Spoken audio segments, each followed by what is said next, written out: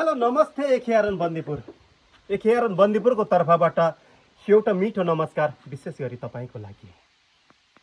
रूप खोज्न बजारतिर भौँथरिनु पर्ला, गुणास्तर खोज्न आउनुहोस् एखियारन बन्दीपुरमा। यति बेला तयार भइसकेको छ तपाईँ हाम्रो भान्सामा आवश्यक पर्ने माछा मासु काट्नको लागि, तरकारी काट्नको लागि दाउ, चक्कु र हाम्रो भान्साभन्दा बाहिर मार हान्नको लागि खोडा खुगै तयार भइसकेको छ एखियारन बन्दीपुरमा। र यति बेला मैले तपाईँलाई देखाउन चाहे यो हँसिया खुर्पा, हँसिया र खुर्पा सानो ठुलोलाई नाम फरक भइहाल्यो अलिकति मात्रै।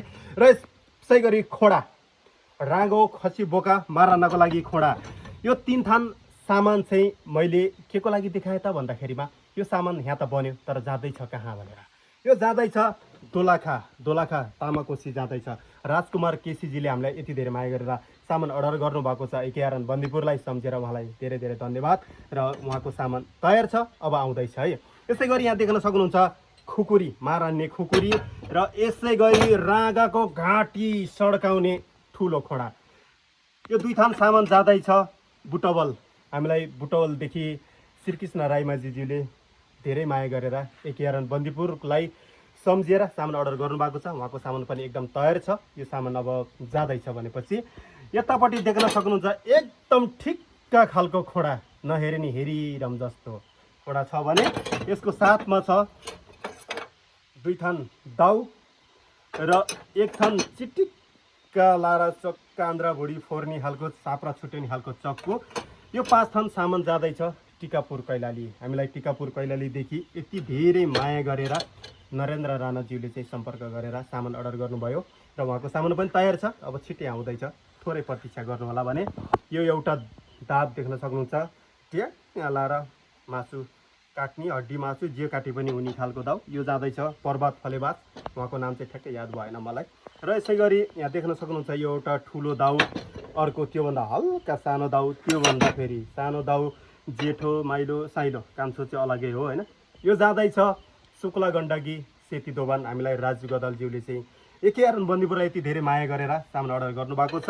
उहाँको विश्वास र हाम्रो विश्वास कहिले नटुटोस्, उहाँले विश्वास गरे अनुसारको सामान मैले बनाएको छु। र यसै गरी यो सानो चक्कु हृदय नाम लेख्नु भएको छ, कस्तो नाम, राम्रो नाम रहेछ उहाँको। यो जाँदैछ सिन्धुली, उहाँको लागि यो सामान पनि तयार छ, आउँदैछ भने। यता देख्न सक्नुहुन्छ ठुलो दाउ, रागाको टाउको फोर्नदेखिको लिएर खसीको टाउको फुटाउनदेखि लिएर मासु टुक्र्याउनको लागि सेट लाएर फोरफार पार्नको लागि देख्न सक्नुहुन्छ सामान।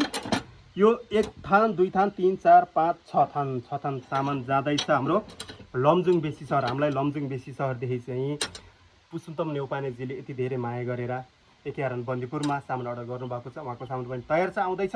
र यतापट्टि देख्न सक्नुहुन्छ यो तीन थान सामान चाहिँ ट्याक्क लिस्टमा नाम मलाई ठ्याक्कै याद आएन। हजुरहरूलाई पनि यसै गरी आरनमा बनेको कृषि औजारहरू आवश्यक पर्छ भने हँसिया, खुर्पा, कुटो, कोदालो, बन्चारो, दाउ, खोडा, खुकुरी, तलवार आदि इत्यादि जे आवश्यक परे पनि हामीलाई सम्झाउन सक्नुहुन्छ। मैले सुरुमा भनिहालेँ, रूप खोज्ने हुने बजारमा भौतारिनुपर्छ, गुणस्तर खोज्ने हुने एखियारन बन्दीपुरलाई सम्झिन सक्नुहुन्छ। हामीले हजुरलाई सजिलो होस् भन्नको लागि हामीले फोन नम्बर टक्क अगाडि राखिदिन्छौँ, वाट्सएप नम्बर, लोकल नम्बर टक्क अगाडि राखिदिन्छौँ। त्यसमा सिधा सम्पर्क गर्न सक्नुहुन्छ। एखियारन बन्दीपुरमा फोन आएपछि मसँग कुरा गर्न सक्नुहुन्छ। तपाईँ हाम्रो थोरै मिठो संवादपछि मैले बनाएको सामान तपाईँको हातमा आवश्यक पनि पर्छ। कस्तो लाग्यो यो सामान हेरेर निहालेर हेर्नुहोस् है, मजासँग निहालेर हेर्नुहोस्। यहाँनिर सामान देख्न सक्नुहुन्छ। ल अब चाहिँ सामान हेरिहाल्नुभयो, यो अरूको लागि जाने सामान। र अबको पालो तपाईँको, छिटो गर्नुहोस्। यदि हजुरहरूलाई आवश्यक छ भने फटाफट एखियारन बन्दीपुरलाई सम्झिहाल्नुहोस् है त। हामी फेरि अर्को भिडियोमा भेट्नेछौँ। हस् त, नमस्ते। तपाईँको दिन शुभ रहोस्, मैले सोचेको भन्दा पनि अझ राम्रो रहोस्। हस् त।